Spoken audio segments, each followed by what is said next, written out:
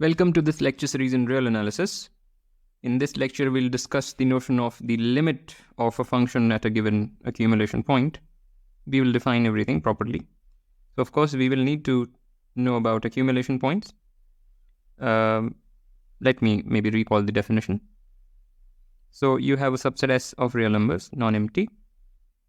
You say X in R, not necessarily in S, but in R is an accumulation point of S if every deleted neighborhood of X finds a point in S. So is an accumulation point if for every deleted neighborhood of X, deleted neighborhood D of X, D intersection S is non-empty. So S is kind of reaching closer and closer to X. It might not contain X or may contain X, but in some sense X is in the purview of S, so to say. Anyway, we discussed this at length. We of course need to know about the epsilon delta definition of continuity. This is a given. And in this lecture, we'll be able to generalize the notion of the limit of a convergent sequence. I hope I don't forget to mention this comment. Okay.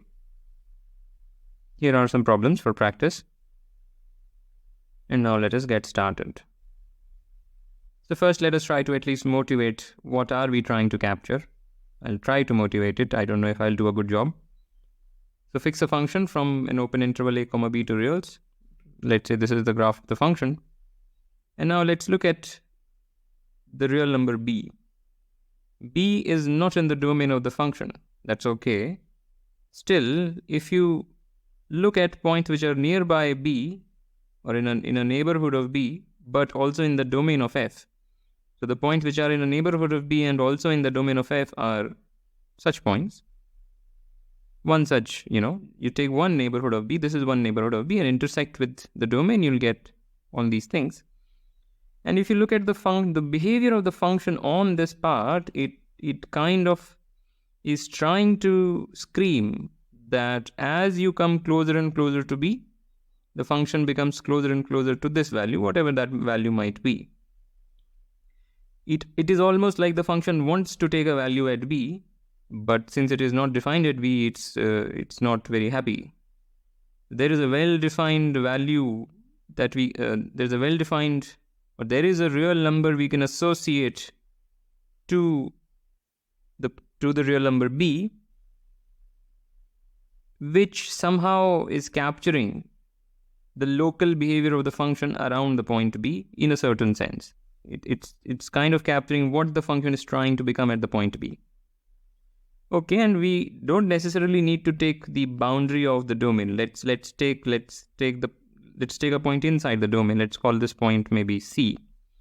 And here also, if you look at a deleted neighborhood of C, which looks like that, and look at the behavior of the function around or in that deleted neighborhood, you'll see that if you look at what happens on the left side, the function is trying to become that, and if you look at the right side, the function is trying to become that. And the left and right sides kind of agree that yes, the value we want to take is same as the value that the function has taken at C. Right? Now you could disturb the function at that point. Let me try to disturb it. I don't know if I'll be able to do it very well. Let me try to disturb it. Let's say at the point C, the function was taking this value. So at this real number, the value that the function takes is that. So up to that point, it behaves like that. Suddenly it jumps, then it comes back and behaves like that. So at the point C again, if you look at the deleted neighborhood, everything about the function is speaking to the function trying to be this value at the point C. But at the point C, somehow the function betrays itself. So the notion of the limit captures what happens in a deleted neighborhood and what does that deleted neighborhood say about what the function wants to be, not what the function is. This may not be clear. What I'm saying may sound like garbage. That's okay. It will connect ultimately. Also, we do not want to say anything about what the function does here. There is, in the deleted neighborhood of this point, there are no points from the domain of the function. So the technical way to capture this is that we will talk about the limit of the function f, if at all one can, only at the accumulation points of the domain. This point is not an accumulation point of the domain, while a, b and everything in between is an accumulation point. So we will be able to talk about the limit of the function there. Before we look at the formal definition and all that, let's see an example where we do not have a limit, where we have a function which we would, to begin with, agree that this function is flailing about a bit too much. So consider the function g, whose graph I cannot fully draw, but let me convey the idea. At 1 it is 1, at half it is -1, and in between it interpolates linearly. At half it is -1, and at 1/4 it is again 1, and it interpolates linearly. At 1/8 it becomes -1 and interpolates linearly, and so on. So it's zigzag, but the frequency of the zigzag increases as you come closer and closer to the origin. And now if we look at a deleted neighborhood of the origin and the points which are in the domain of the function, meaning such a thing, here if we look at the behavior of the function, it is just too much zigzaggy. And there is no one specific real number that the function is trying to be. It is betraying every real number. It is just moving about a bit too much. So we would like to say that g does not have a limit at the origin. All right, and so that's basically the rough two motivating examples which roughly motivate the notion of a limit. And now let us look at the formalism. There is much more to say. These two examples don't capture everything, but let's now start with the proper formal stuff. Okay. So let's set it up. We have a function. This be a function. This be given, where S is a subset of the reals. Okay. And let x0 be an accumulation point of the domain.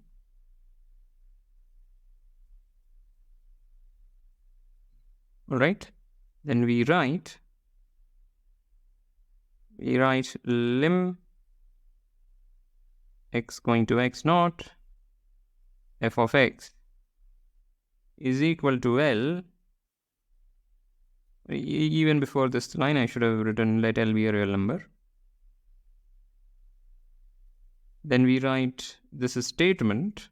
This is just a notation. And we read it as limit x going to x0 f of x equals L. That's how we read it. If for all epsilon greater than 0, there exists delta greater than 0, such that whenever we pick a point, first of all, in the domain of the function, and in the delta deleted neighborhood of x0, we get that this is the case. So forget about what the function does at x0. x0 might not even be in the domain. So we anyway then don't talk about what the function does at x0 to begin with. So x0 may be in the domain, might not be in the domain. Forget about that. Ask what the function is doing on the points around it.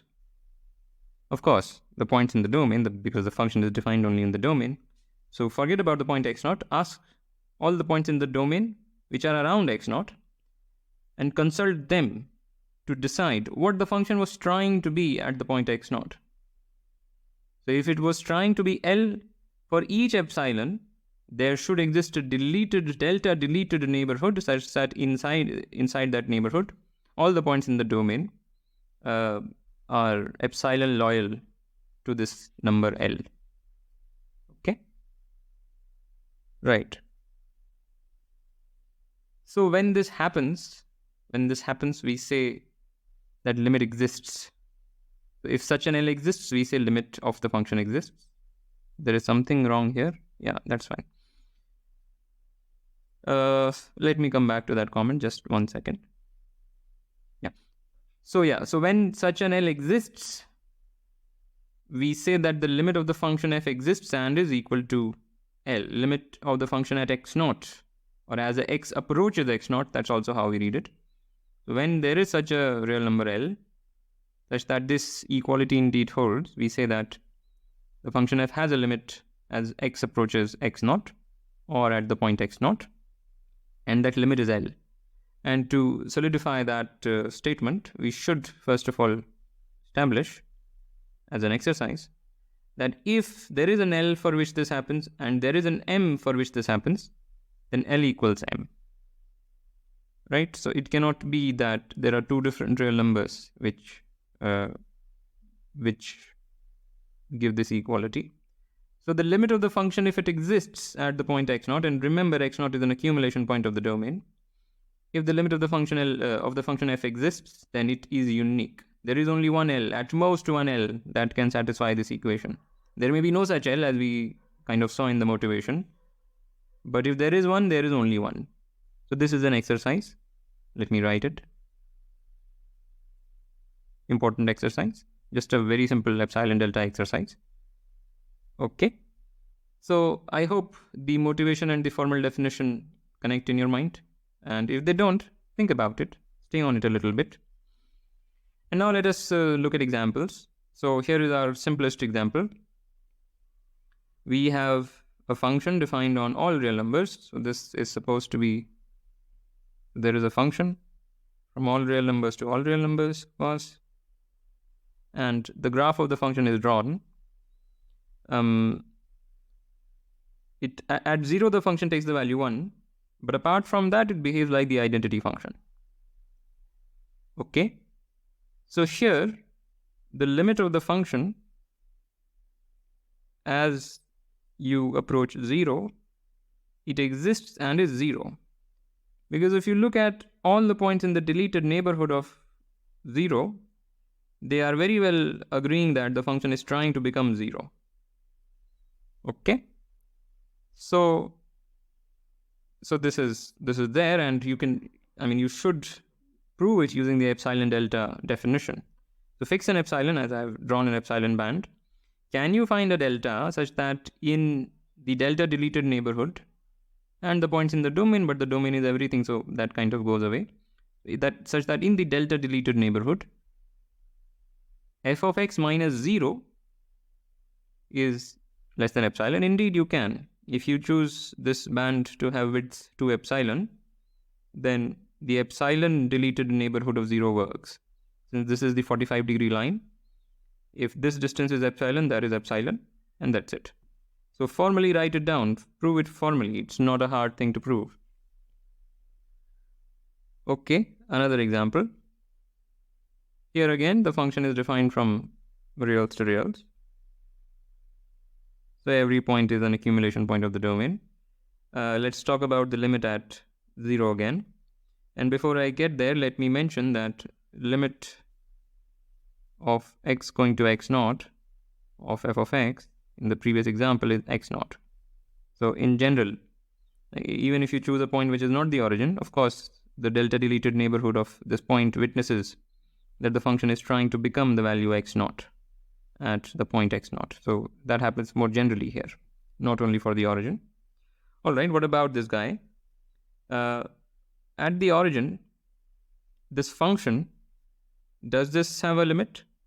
So if you make a delta deleted neighborhood and consult the points on the right side, they kind of say that the function wants to become 1. But on the left side, they witness that the function wants to become minus 1. And so this function does not have a limit at the origin. And at least the limit, if at all it is any number, it is not 1 or minus 1. But it cannot be any other number either. It cannot be this point. Here, in fact, the delta deleted neighborhood certainly does not say anything about. Delta deleted neighborhood certainly disagrees that the function wants to become that value. To prove it formally, suppose you claim that the limit is 1, say. Then you make a small epsilon band around the function. Epsilon is small enough so that this epsilon band does not contain this part. So once you draw that epsilon band, any deleted neighborhood sees that the graph of the function betrays this epsilon band. The graph of the function has points away from this epsilon band. So that's one way to prove that, or that is the way to prove that the limit cannot be 1. Similarly, the limit cannot be -1. And similarly, the limit cannot be any other thing. So this limit does not exist. Okay.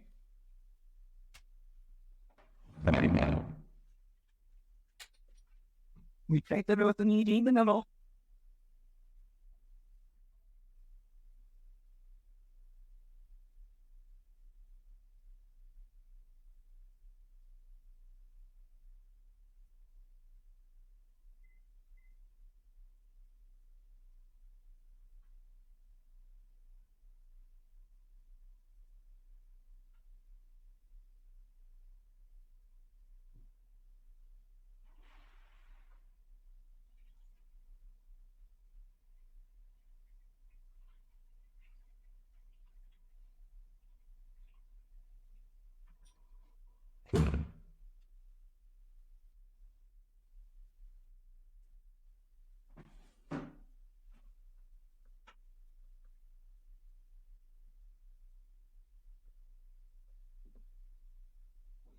Okay, lastly, this is even a more extreme example. We saw this in the motivation, that you take this function, which is this time defined only on the unit interval. Give me a second. So this function defined only on the unit interval. And as we said, it starts with 1, then becomes -1 at half, then becomes 1 at 1/4, -1 at 1/8, and it interpolates linearly in between. So its frequency of zigzagging increases as you come closer and closer to the origin. And here, if you make a deleted neighborhood around the origin, even the right side of the neighborhood, or any side of the neighborhood, doesn't say anything about the function. On the left side, there is nothing, so we can't talk about it. But on the right side, or on this deleted neighborhood intersection, the domain of the function is flailing around a bit too much. So there is no way there can be a limit. The non-existence of the limit in this example fails more miserably than it does in this example. Here, at least, the right side was saying something, that the function is trying to be 1, and the left side was saying that the function is trying to be -1. But here, it's nothing. It's just so bad. So limit does not exist at all. Limit does not exist with a little bit of anger. Okay. So there are these 3 examples, and you should formally prove everything here. You should be able to prove them, because by now we are well versed with epsilon delta, and the geometric motivation for the definition should also be clear. So there is nothing. Okay, so fine.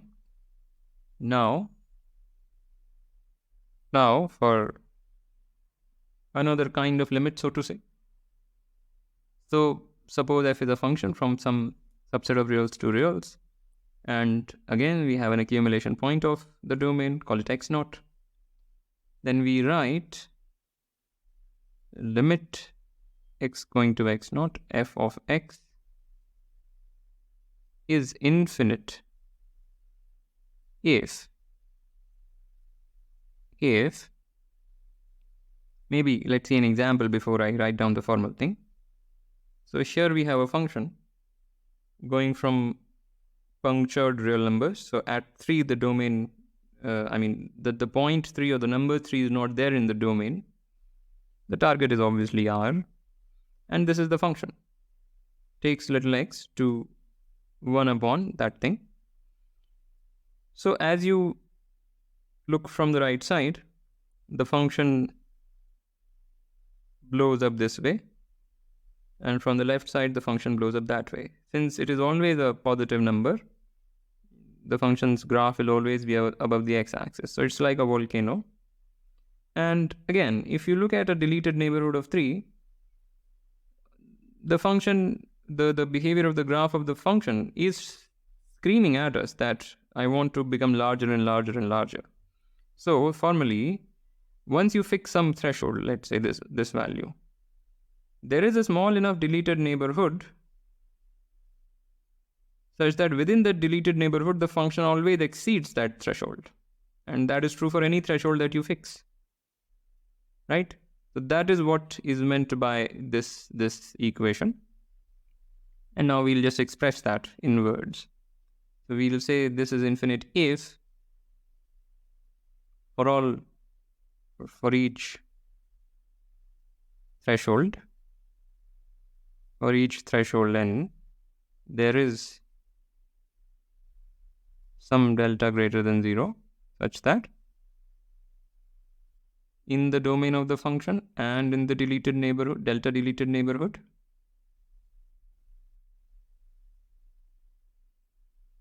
we have that the value of the function exceeds the threshold, or is at least the threshold. Okay? So what we saw in this figure, we have just enunciated. All right. And now similarly define, here is an exercise for you, define similarly. When do we write that? Minus infinite.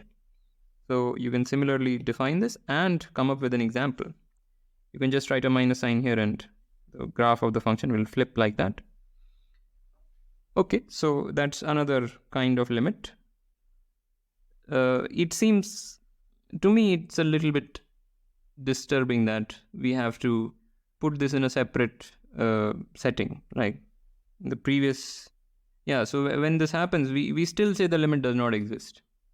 That's how the convention is, at least in real analysis. We say limit exists only when you find a real number in this place, right? So we still say limit does not exist, but I would say, well, the function does find a limit, even though that limit is not a real number. So what? And indeed, in the setting of general topology, you can forego all of that. This distinction that we saw in the previous slide and this slide does not exist. Here you will put a topological space. Here will be some other topological space. Not some topological space, but something.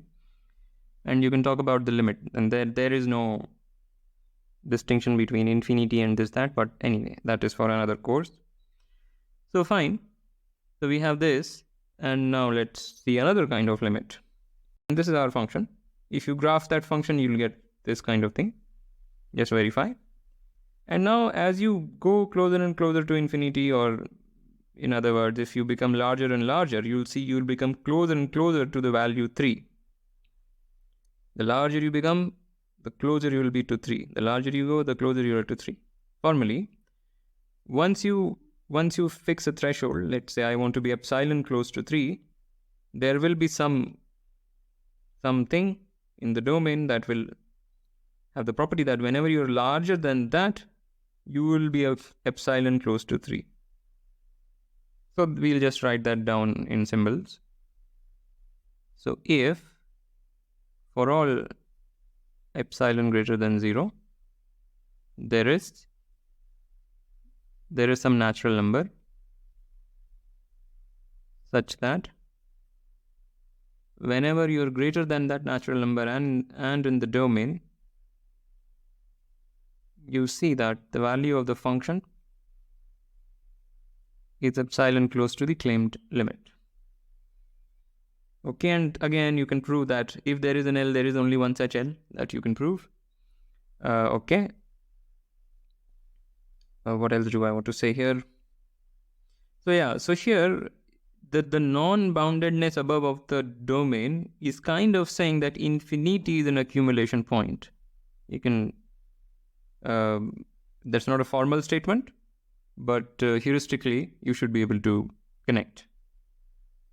Okay, and now here is a small exercise that similarly define.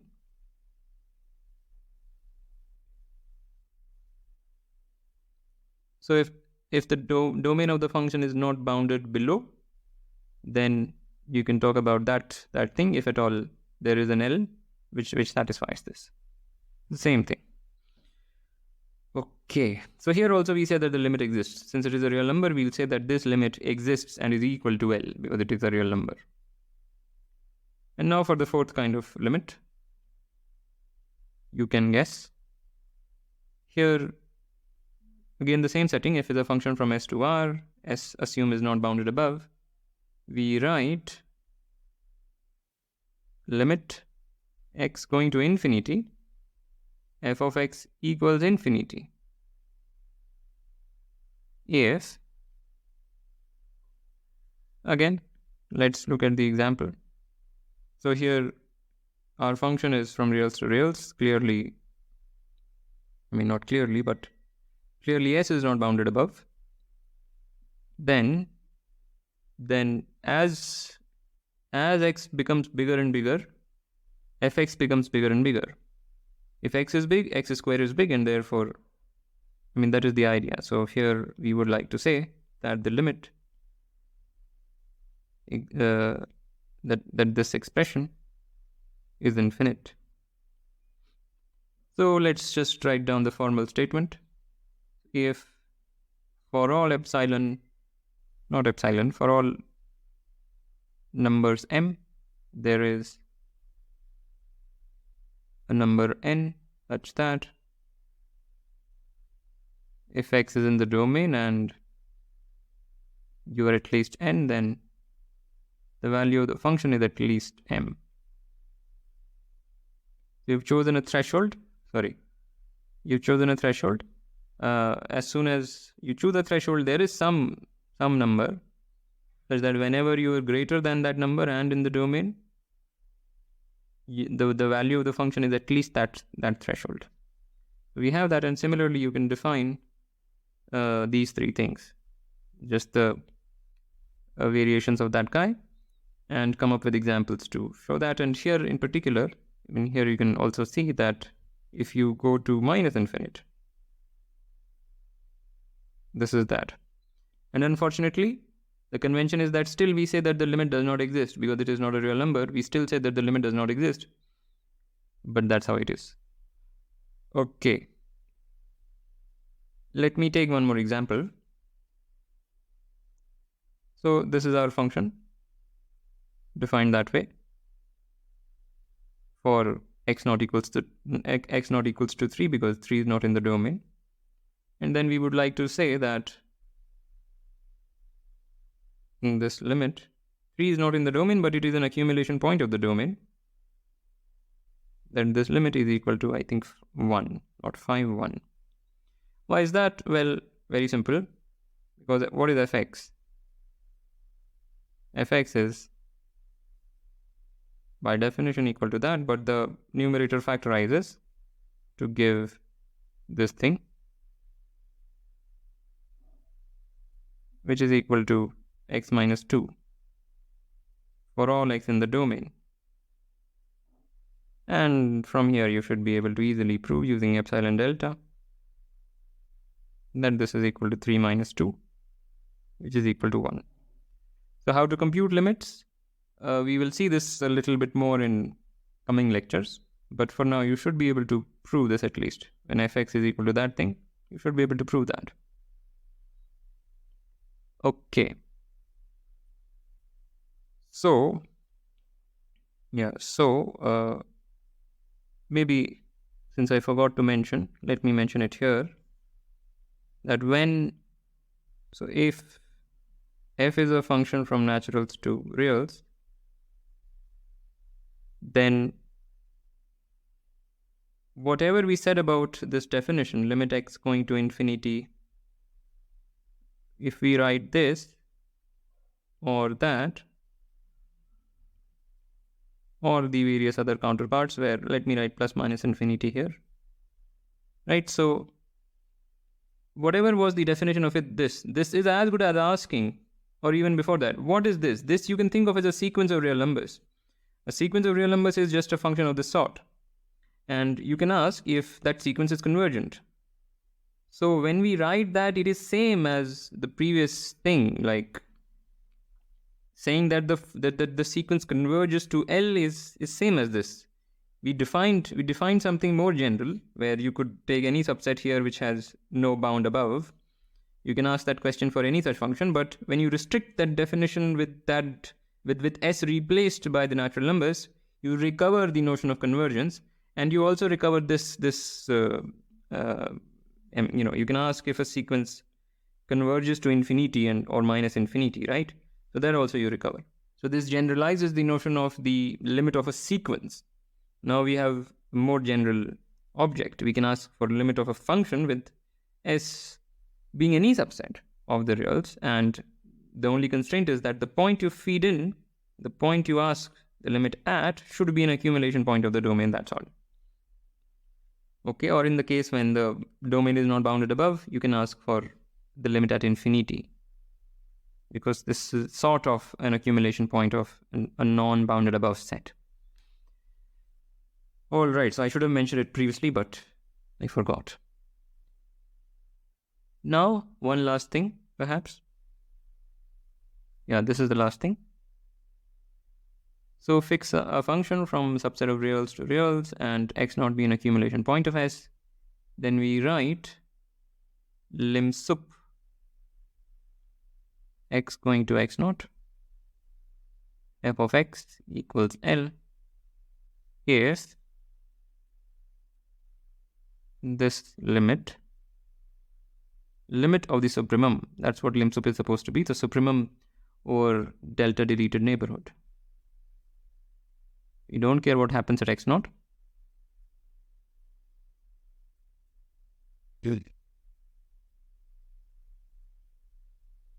This thing is equal to L. So this is a number. I mean, it could be infinite or whatnot, but it is a meaningful thing. You take fx as x satisfies all these conditions, that is a set. Take the supremum of that set. Okay. And then you shrink the neighborhood here. If this limit is equal to L, then you declare that this is the case.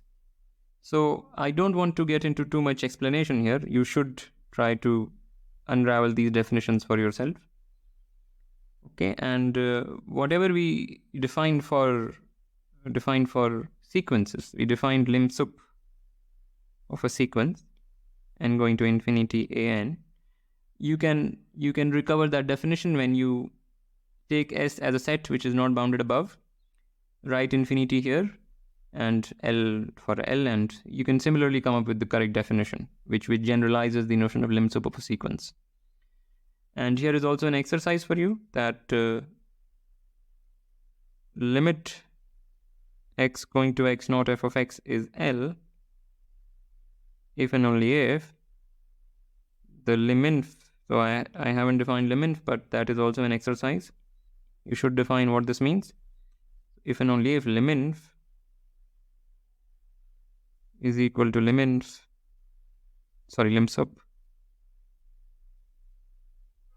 is equal to L. So just like we saw in sequences, a sequence converges if and only if its liminf and limsup match. That kind of thing. And yeah, I think that's it.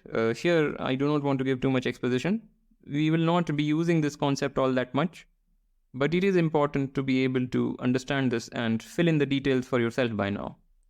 Try to really think about what this is saying. Maybe take an example if this is not immediately clear.